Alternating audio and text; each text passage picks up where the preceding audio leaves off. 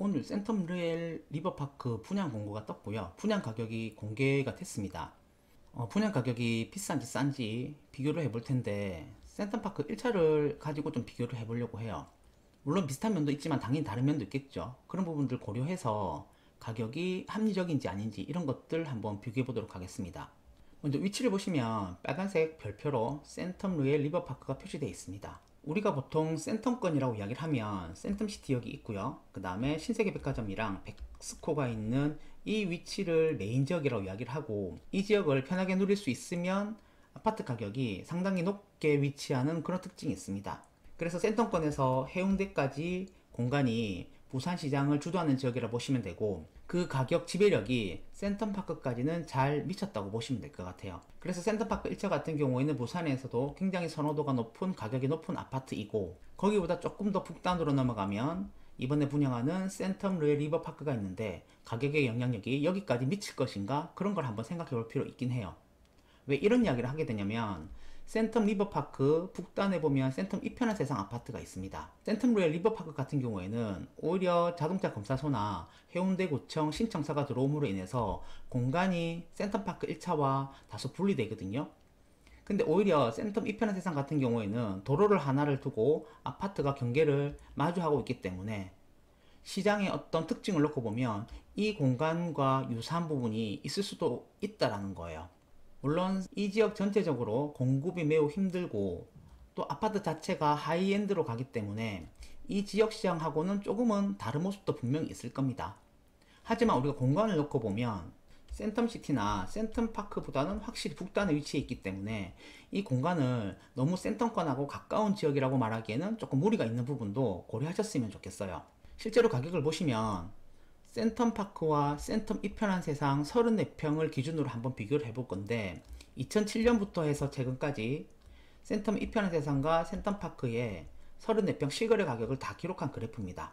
그래서 센텀파크는 최근에 34평이 10억 이상의 거래가 많아진 반면, 센텀 이편한 세상 같은 경우에는 6억에서 6억을 조금 넘는 수준에서 머물러 있는 모습을 보여요. 특히 23년 초반 이후로 부산의 메인 대장 아파트들이 가격이 오르는 모습을 보이거든요. 그런데 센텀 이편한 세상 같은 경우에는 가격이 오르지 못하는 모습도 보이고, 두 개의 아파트가 2005년, 2006년 입주한 연식이 비슷함에도 불구하고 매매 가격 수준에서도 차이가 나지만 시장이 약간 완화됐을 때 가격이 반등하는 부분도 분명히 다른 부분이 있거든요. 이런 면에서 놓고 보면 센텀파크하고 센텀 이편한 세상이 있는 지역은 시장의 특징이 조금은 다르다고 보셔야 되고, 센텀 리버파크 같은 경우에는 센텀파크보다는 센텀 이편한 세상의 위치가 더 가깝다는 점을 생각해 볼 필요도 있어요. 또 한편으론 앞서 말씀드렸듯이 하이엔드로 들어올 것이고, 또 이 지역의 토지 공급이 너무 어렵기 때문에 이 아파트가 이 지역을 대표하는 아파트가 될 수 있는 가능성도 충분히 고려하셔야 됩니다. 먼저 센텀 분양 가격을 보기 전에 센텀파크 1차 매매 가격을 보겠습니다. 그림을 보시면 5개의 색깔로 점들이 표시되어 있는데, 빨간색은 센텀파크 1차 34평 모든 타입의 실거래 가격이 다 기록되어 있고, 그 위에 40평형 실거래 가격, 초록색으로 50평형, 파란색으로 59평형, 그리고 가장 큰 69평형을 검은색으로 실거래 가격을 모두 기록하였습니다. 그래서 2007년부터 최근까지 장기 시세 흐름을 확인할 수 있고요. 최근의 시세를 놓고 보시면 23년 이후로 가격이 조금 올랐다는 말은 앞서 말씀드렸습니다. 어쨌든 25년에 주로 거래되는 가격을 놓고 보면 제일 작은 평형인 34평은 10억 위에서 주로 거래되는 모습이고, 40평대는 그것보다 2억 정도 높은 수준, 50평은 2억 정도 높은 수준. 그래서 주로 보면 10억에서 16억대 거래가 많은 모습을 보여요. 조금 더 큰 평형 59평 같은 경우에는 20억을 전후로 해서 거래가 많이 되는데, 69평형을 빼고 나면 전반적으로 10억에서 20억대가 센텀파크 1차의 매매 거래 가격이라 보시면 될 것 같아요. 센텀파크 1차와 관련해서 다른 자료를 하나 더 만들었는데, 이 자료는 센텀파크의 여러가지 타입의 아파트들이 평당 거래 가격이 어떻게 됐는지를 표시하는 그래프입니다. 앞선 그래프에서는 평형별 면적이 다르다 보니까 매매 거래 가격이 10억에서 20억까지 분포한 모습을 보였는데, 각 타입의 매매 실거래 가격을 평당 가격으로 정리하면 주로 3천만원 정도에 몰려있는 모습을 볼 수 있어요. 최근 결과를 놓고 보시면 3천만원을 중심으로 해서 30평형, 40평형, 50평형대가 주로 몰려있는 모습을 보일 수 있고, 조금 더 큰 평형인 59평일 경우에는 3,500에서 4,000대 거래도 간간히 보이기도 합니다. 그래서 대장시장을 볼 때 4천만원, 5천만원 정도의 분양 가격을 굉장히 쉽게 받아들이는 경향이 있는데, 실제 매매 거래 가격을 놓고 보면 부산에서 3천만원 이상의 시장이 공간이 그렇게 넓은 편은 아니에요. 센터파크라고 하면 부산에서 굉장히 큰 가격으로 구분을 하는데, 센텀파크마저도 평당 3,500을 넘는 거래가 그다지 많지 않다는 점도 생각을 해보셔야 됩니다. 이제는 센텀파크 1차와 센텀르엘의 분양 가격을 비교해 보도록 하겠습니다. 먼저 가장 작은 평형 34평부터 비교를 할 텐데, 그래프에서 빨간 점은 센텀파크 1차 34평 실거래 가격을 전부 다 찍은 거라 보시면 돼요. 그 다음에 우측에 보시면 보라색으로 큰 원으로 표시되어 있는 이 가격이 센텀르엘 34평 분양 가격인데, 최고 가격과 최저 가격을 기록하였습니다. 센텀파크 1차 34평이 주로 10억, 11억대 거래가 많다고 말씀을 드렸었는데, 센텀르엘의 분양 가격은 최저 가격이 12억 7천, 최고 가격이 13억 9,400만원입니다. 그래서 가격을 놓고 보면 2억 혹은 그거보다 조금 더 높은 가격으로 보이고, 아무리 2030년에 새로 들어온 아파트라고 하지만 이 정도 가격 차이를 극복할 만큼의 무언가를 가지고 있는지 고려해볼 필요는 있다고 봅니다. 그리고 오늘 공개된 센텀루엘의 분양 가격을 놓고 보면 2021년 당시에 부산의 최고점 가격을 가장 낮은 저층의 가격과 맞춘 듯한 느낌을 조금 받아요. 그래서 이전 정고점 지역에 있는 정고점 가격보다는 전반적으로 가격이 높게 형성될 수밖에 없고, 과연 2030년에도 이 가격이 부산의 정상적인 대장 아파트 가격일 수 있는지에 대해서는 한번 고려를 해보셔야 됩니다. 평형을 넓혀서 40평을 보겠습니다.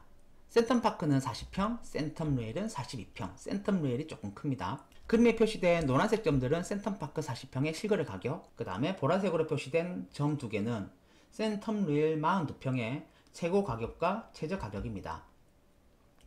센텀루엘이 평당 4,500 전후해서 분양을 했기 때문에 두 평을 고려하게 되면 이 금액에서 1억 정도 뺀 금액이 센텀파크 40평 거래와 비교를 할 수 있는 금액이라고 보셔도 될 것 같아요. 1억 정도 금액을 뺀다고 하더라도 분양 가격을 놓고 보면 한 2억에서 2억 5천 정도 가격이 비싸 보입니다. 어쨌든 최저 가격을 놓고 보면, 센텀루엘의 최저 가격을 놓고 보면 센텀파크의 이전 정고점하고 비슷한 수준이라는 것도 한번 보셨으면 좋겠어요. 센텀파크 1차 50평 실거래 가격과 센텀루엘 52평 분양 가격을 비교하도록 하겠습니다. 아래쪽에 보시는 초록색은 센텀파크 1차 50평의 매매 실거래 가격이고요. 똑같이 보라색으로 표시된 가격은 센텀루엘의 분양 가격입니다. 센텀루엘이 두 평이 더 많네요. 그래서 이 금액에서 1억 정도 뺀 금액이 센텀 1차 50평 가격과 비교되는 기준이라고 보셔야 되고, 센텀루엘 52평으로 넘어가게 되면 단지 내에서 위치가 좋다 보니까 가격의 차이가 센텀파크와의 가격 차이가 조금 더 벌어지는 모습이 보여요. 앞에서 센텀루엘 42평은 센텀파크 1차랑 2억 정도 가격 차이가 난다고 말씀을 드렸는데, 센텀파크 1차 50평하고 센텀루엘 52평은 그것보다 가격이 더 차이가 나 보입니다. 최근에 주로 거래되는 가격이 14억에서 16억 정도인데, 센텀루엘은 최저 가격이 20억이 넘고요. 최고 가격은 26억, 27억 수준까지 올라가는 모습입니다. 그래서 인근시세랑 비교했을 때 센텀루엘은 평형이 좀 높으면 고가의 경우에는 굉장히 비싸지는 느낌을 받을 수 있고요. 역시나 최저 가격은 이전 센텀파크의 정고점하고 비슷한 수준입니다. 마지막으로 센텀파크 1차 59평과 센텀루엘 63평 분양 가격을 비교해보면, 아래 보시면 파란 점으로 센텀파크 1차 59평 실거래 가격이 다 기록이 되어 센텀루엘 분양 가격을요, 최저 가격, 최고 가격 표시하였습니다. 최저 가격은 24억이 조금 넘는 수준이고 최고 가격은 33억이 조금 안되는 수준입니다. 평형이 커지다 보면 센텀파크 1차의 가격하고 확실히 더 벌어지는 모습이고, 센텀파크의 경우에도 아마 좋은 동호수들이 22억에서 24억의 거래가 됐을 텐데, 센텀루엘은 10억 정도 높은 가격으로 분양하는 모습이 보입니다. 그래서 고층으로 가면 갈수록, 위치가 좋으면 좋을수록 센텀파크하고의 가격 차이는 더 벌어지는 모습을 보이고요. 분양 가격에 이런 특징이 있다는 것도 정리해 보시고, 과연 이 가격이 합리적인지 평가해 보셨으면 합니다. 펜트하우스도 몇 세대 있긴 한데, 펜트하우스는 일단 분양 가격을 따로 보진 않을 거고요. 오늘 센텀루엘 분양 가격을 정리했는데, 일주일 뒤에 분양 공고가 뜨게 될 난천 서밋도 오늘과 비슷한 방식으로 분양 가격의 적정성을 한번 평가해 보도록 하겠습니다. 아마 기준은 용호동 W가 될 거고요. 물론 용호동 W하고 남천 서밋의 입지는 다소 차이가 있습니다. 그리고 연식도 차이가 있겠죠. 그런 걸 고려하더라도 인근에 있는 주요 아파트 시세와 비교하는 건 충분히 분양 가격을 보는데 도움이 될 수 있기 때문에 남천 서밋의 분양 가격과 용호동 W의 시세를 놓고 비교하는 자료를 올리도록 하겠습니다.